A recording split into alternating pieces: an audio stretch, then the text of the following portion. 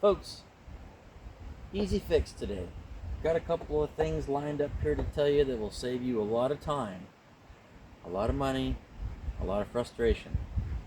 Very easy, simple thing you can do to prevent your vehicle from constantly draining and killing your battery. Maybe you think, oh, it's the battery that's causing this. No, if you've had the battery tested or you've replaced it before, there's a good chance that it's not the battery or your alternator. I'm sure you've had the alternator tested too. Always make sure you're at least 13.8, 13.9, 14 volts. If your battery's constantly holding at least that, I'm sure it's perfectly fine. Now, a power parasite, better known as a constant draw, a battery drain of some sort. Could be a dome light, could be a trunk light, could be the glove box with the light on. It's constantly on, you can't see it when it's shut. Odds are it's not a light. Most of the time, it's some kind of electronic device that's staying on, maybe something to do with the radio. When these vehicles start getting older, the electronics inside of them start failing. The grounds give up. You've got dust that works its way into the ECM and shorts stuff out. It takes time, but it happens. Now, a constant draw doesn't have to be a lot. It can be a couple of milliamps, or it can be an amp or two.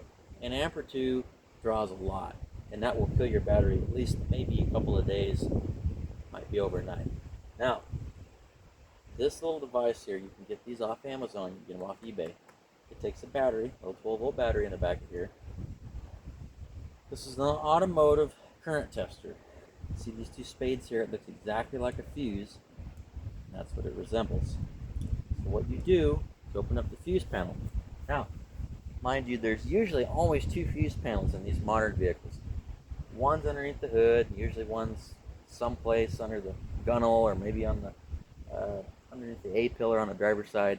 There's almost all the time in these modern vehicles, there's two fuse boxes. So make sure you check both of them if you're going to do it.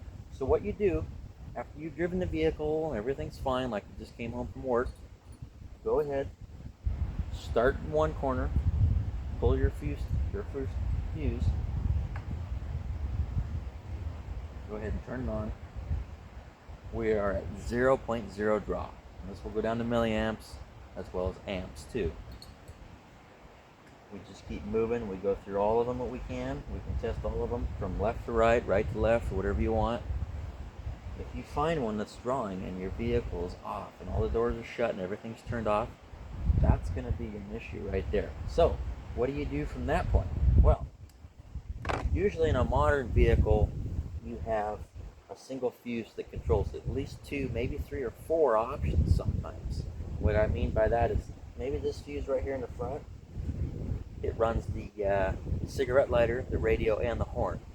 Maybe this fuse back here runs the headlights, the turn signals, but not the tail lights. So each one of these fuses has multiple sources that it feeds. So when you find out what fuse it is, sometimes, if you're lucky, on the cover plate of the fuse box itself, it'll actually label and list out exactly what this fuse does, how many amps it's supposed to be. Can't find that, you're going to have to turn to your manual. Once you narrow it down to 2 or 3 items, you've got a good general idea of what's going on. Maybe it's radio. A lot of times these older vehicles, the radios start going. They're supposed to be off when the vehicle's off. But when it's got power to the vehicle, there is a constant wire that goes to most radios, and it keeps it powered. Sometimes it's for anti-theft. Sometimes it's for just memory, because in some of these modern deals they have memory that keeps the radio going to keep the tune stations, all the saved presets and all that nonsense. So that's something to think about. If you've got an old vehicle you just don't care about, maybe it's an old farm truck, maybe it's a piece of machinery, a forklift, a tractor, whatever it is, and it's got a power draw on it, and you don't want to go through all this and replacing all that, this is what you need to do. This isn't a fix, but this is an easy thing to do. Done it on a couple of pieces of machinery of mine. Had the same problem. Batteries die eventually. It doesn't take very long. And like I was saying, always get your battery tested before you go on to this. Make sure you're getting 13.8, 14.2, somewhere in there. And make sure your alternator is charging. So, This is a remote control cutoff switch. I don't know if you guys have ever seen a knife switch, how they work. They go on and off. It basically just kills all the power. It's a master off switch is what it is. This kind of works like that. Only thing is, you don't have to lift the hood. There is no human movement you have to do except pushing on this remote button. I'll show you the remote here in a minute. So what this is, you can see it. This is a 500 amp cutoff switch, and it is remote control. Now, if your battery's dying, the two remotes that are supplied, you have a manual switch on and off here as well. Those work just fine. I haven't had any trouble with the remote dying in at least a couple of years, and I don't use it every day, but I use it maybe once a week for a piece of machinery. Best thing in the world. There's something else to consider with this main cutoff switch, guys. We live out here in a rural area, don't have to worry about theft, but this is one of the best anti-theft devices you can get. You can leave the car unlocked, you can leave the keys in it, have this box and have your master cutoff switch disengaged or disconnected, and they cannot start the car. They can't do anything with it. So what this does is very simple. This goes on the negative side. This goes on the positive side. This is your power. This goes here. Take your battery cable off. Put it on this post. Then run your positive wire over to here. Of course, it's got to be formally set up, but I'm just going to demonstrate how it works. See if I can do this. You can hear it. Now we're on. Now we're off. On. Off. And you don't have to open the hood. Let's say you've got a Mercedes or a Beamer that's got a battery that's located underneath the rear passenger seat, or maybe it's in the trunk and it's a real pain in the butt to get to. This is perfect for that. Especially those German cars, Audi, Mercedes, BMW. They always have constant draws on those cars. I don't know that I've ever seen one that doesn't have a draw.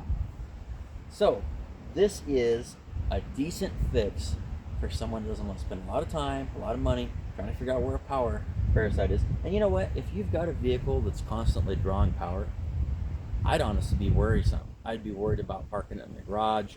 Maybe a mouse or something has chewed through a wire and that's what's causing the short or the drain. You don't necessarily want to have a car that's got bad wiring or something's going on. You don't want to have that in the garage. It might start a fire. This is peace of mind right here. You shut that switch off, you've got no power going through the car, and that battery will stay charged. Even if you don't keep a trickle charger on it, it'll still stay charged for a long time. So we went over the voltage tester, or excuse me, let's see if you have any amps going through your system. These things work good, but they don't fix anything. It just tells you what the problem is. The best thing to do, like I said in the first part of the video, go ahead and see what's drawing. Maybe it's something simple. Once you narrow it down, then you can start doing research on it. But for a good fix, especially you hot rod guys, you want to have a cutoff switch, that's the best thing you can do. Those are $58. They're on Amazon, delivered to the door. Now, if you don't have one of these devices from Amazon, and you're good with a multimeter, you can also test it just like that. And like I said, when this vehicle is off, or any vehicle, there will be an ECM drain, and there will probably be an alarm drain if the alarm is set. So you have to figure that in. But you're going to want to watch for a serious amount of power, and I'm talking several amps, maybe an amp or two. There shouldn't be an amp or two being drawn from your car while it's sitting there at idle. Or excuse me, just with the motor turned off, the door shut, everything closed. There shouldn't be any more than just a few milliamps. And we're talking, if you find something that's pulling 3 or 4 amps, that's a red flag. So go ahead and try to do it the right way first. Try to track down your exact power parasite and what circuitry it is, then go from there. If you guys have any questions about this cutoff switch or that device, I'd be happy to answer them. You can comment or you can send me an email directly. If you're good with a multimeter, you can do it. This is just a regular AC/DC multimeter with ohms and squeak test on it. They work as well. So don't throw away your vehicle, guys, because you can't keep the battery changed and you're tired of getting jump started. Simple fix. Just do it this way. Keep your old trustworthy car. Keep it going. Disconnect the battery.